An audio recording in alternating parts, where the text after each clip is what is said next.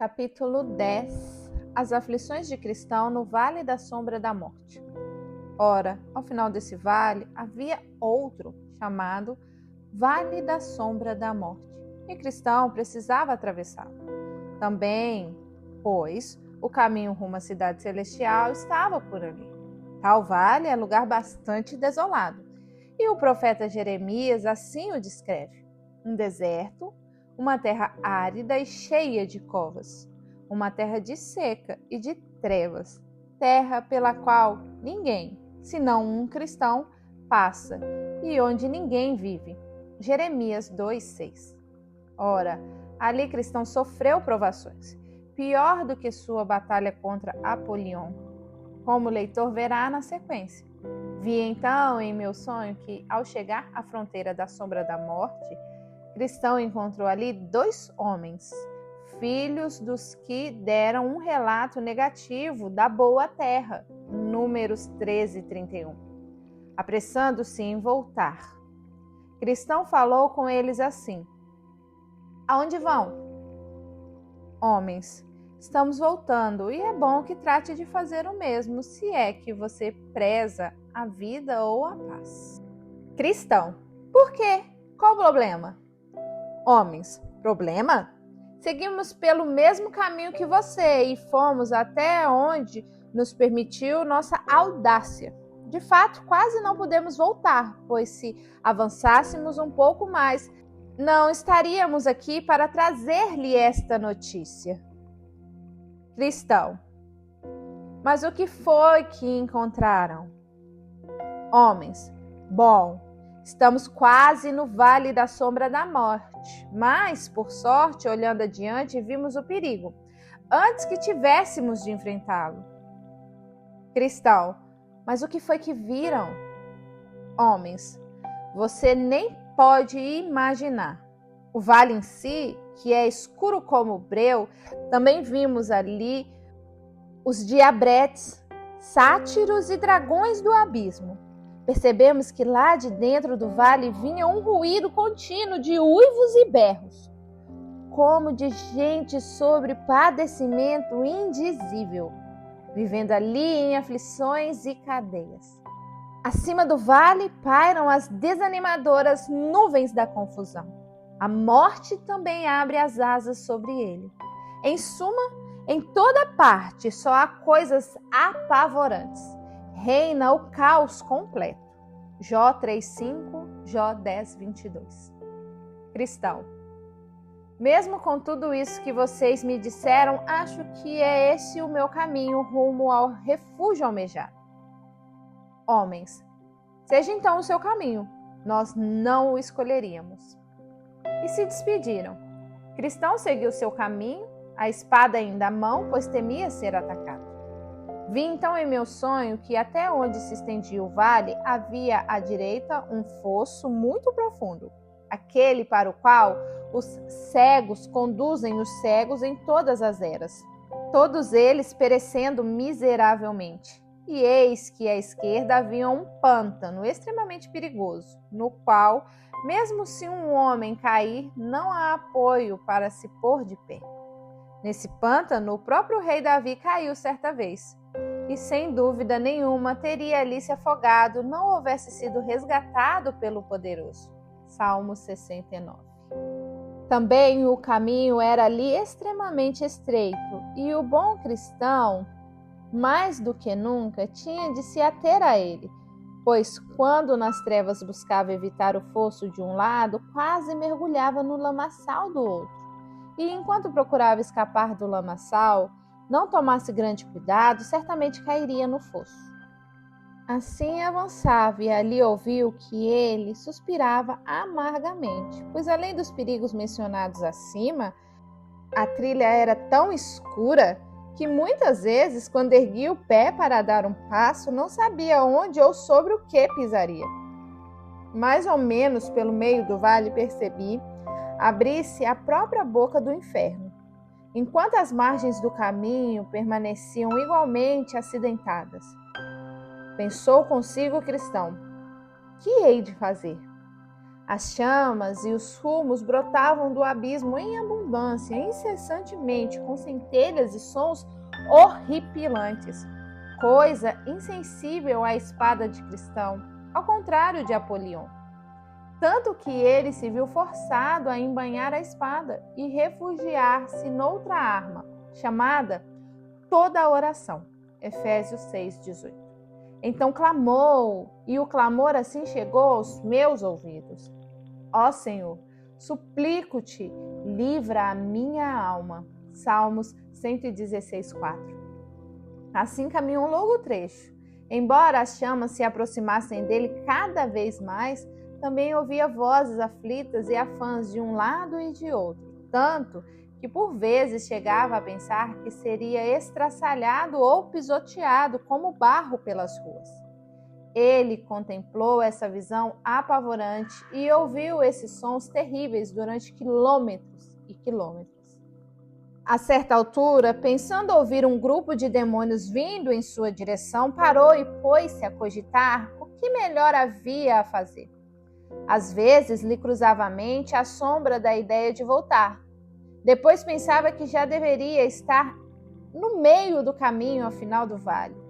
Lembrava também que já havia vencido muitos perigos e o risco de voltar talvez fosse muito maior que o de avançar. Portanto, determinou-se a prosseguir. Todavia, os demônios pareciam se aproximar cada vez mais. Porém, quando já estava quase sobre ele, clamou com voz muitíssimo intensa: Andarei na força do Senhor Deus. E eles recuaram, não se aproximaram mais. Um detalhe, não quero esquecer. Reparei que agora Cristão se achava tão confuso que já não conhecia a própria voz. E foi assim que o percebi.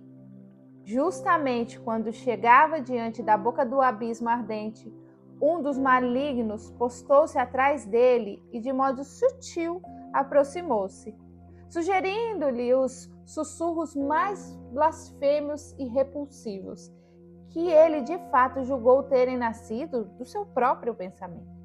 Isso perturbou o Cristão mais do que tudo que enfrentara até ali, chegando mesmo a pensar que deveria blasfemar contra aquele que tanto amara antes. Se pudesse, porém, evitá-lo, não o faria. Mas não teve discernimento para tapar os ouvidos nem para compreender de onde vinham essas blasfêmias. Depois de viajar por tempo considerável nessa situação desalentadora, julgou ouvir a voz de um homem, que à frente dele dizia: Embora ande pelo vale da sombra da morte, não temerei mal nenhum, pois tu estás comigo. Salmos 23:4. Então animou-se por 3 motivos. Primeiro, porque ele deduziu disso que alguns que temiam a Deus estavam também neste vale com ele. Segundo, porque sentia que Deus estava com eles, mesmo naquela situação sombria e lúgubre. E por que não há de estar comigo, pensou ele, embora eu não o perceba em virtude dos obstáculos que caracterizam este lugar. Terceiro, porque esperava, se viesse a alcançá-los, ter companhia em breve. Por isso prosseguiu e chamou o que estava à sua frente. Mas esse não sabia o que responder, pois também se julgava só ali. E assim que raiou o dia, disse Cristão: Ele torna a sombra da morte em manhã. Amós 5:8. Chegando a manhã, olhou para trás, não desejoso de voltar, mas para ver a luz do dia, que perigos enfrentara sobre trevas. Então viu mais nitidamente o fosso de um lado e o lodossal do outro. Também viu como era estreito o caminho que passara entre os dois. Viu os diabretes, sátiros e dragões do abismo, mas todos distantes, pois após o alvorecer, eles não se aproximavam. No entanto, a ele se revelaram segundo o que está escrito: revela coisas profundas das trevas e traz à luz densas sombras. Jó 12:22. Ora, Cristão ficou muito impressionado com o livramento de todos os perigos desse caminho solitário. Perigos esses que, embora antes temesse muito, agora via mais claramente, pois a luz do dia os tornava patentes. Por essa hora nascia o sol, e eis aí outra misericórdia para cristão. Pois o leitor deve notar que, embora a primeira parte do Vale da Sombra da Morte fosse perigoso, essa segunda parte que ele tinha pela frente era muito mais perigosa. Se é que isso era ainda possível.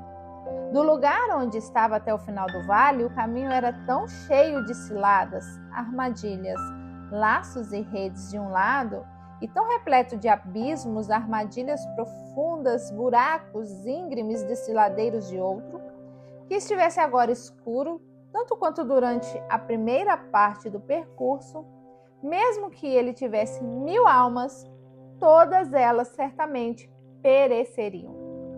Mas, como já disse, o sol acabava de nascer e Cristão exclamou: "Sua vela brilhou sobre minha cabeça e com a sua luz eu ando em meio às trevas." Jó 29:3. Foi sob luz, portanto, que alcançou o final do vale. Agora eu via em meu sonho que no final do vale jaziam ossos, sangue, cinzas e corpos lacerados de homens, de peregrinos que por ali haviam passado anteriormente. Enquanto eu cogitava qual seria a razão disso, avistei pouco adiante de mim uma caverna, onde 2 gigantes, Papa e Pagão, habitavam outrora.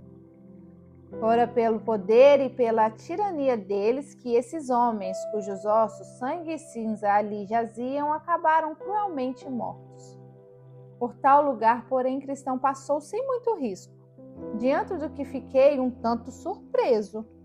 No entanto, soube depois que Pagão estava morto havia muito tempo, e quanto ao outro, embora ainda vivo, em virtude da idade avançada, e também dos muitos combates acirrados que enfrentara nos anos mais jovens, estava tão louco e tanto o atacava o reumatismo que agora pouco mais fazia além de sentar à entrada da caverna, roendo as unhas e rindo maliciosamente dos peregrinos que passavam, pois não conseguia aproximar-se deles. Vi, portanto, que Cristão seguiu seu caminho, embora, ao ver o velho sentado à entrada da caverna, não soubesse o que pensar. Pois esse, mesmo sem poder persegui-lo, falou: "Não vão se emendar, não é? Enquanto mais de vocês não foram queimados vivos?" Mas Cristão seguiu calado, ensaiou um semblante tranquilo e afastou-se dali incólume. Depois, salmodiou: "Ó mundo de maravilhas, a vida conservei, em meio mesmo às angústias que aqui achei. Abençoada a mão que me salvou de tudo isso.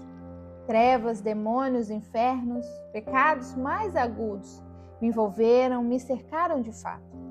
Enquanto nesse vale estiver, chão ingrato, laços, abismos e ciladas rondavam o caminho, para que eu, tolo, inútil e avançando sozinho, fosse pego, enredado e lançado na escória. Mas hoje vivo, e a Jesus que devo toda a glória."